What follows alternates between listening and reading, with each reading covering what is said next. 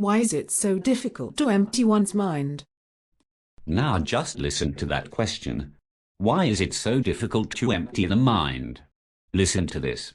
The speaker stated, meditation is the emptying of the mind of the activity of the self.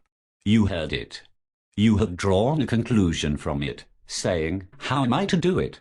And in the very doing of it, it has become very difficult. So you ask the question, why is it so difficult to empty the mind?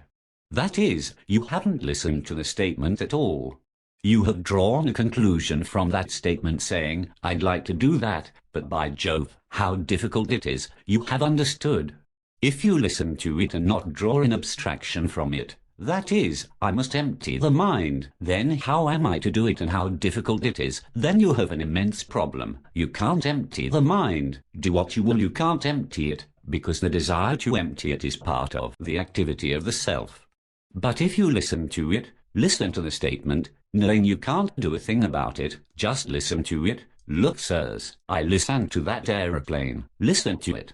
Listen to it without any resistance. Listen to it saying, I am trying to understand what he is talking about. How can I listen to that aeroplane? I want to listen to him. You follow?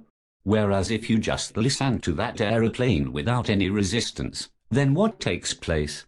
You are just listening. There is no difficulty.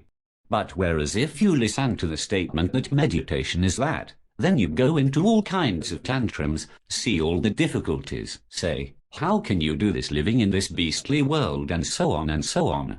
Whereas if you listen totally and completely, then that very act of listening has produced in the mind a movement which is not the activity of the self. And that movement operates in daily life without any difficulty.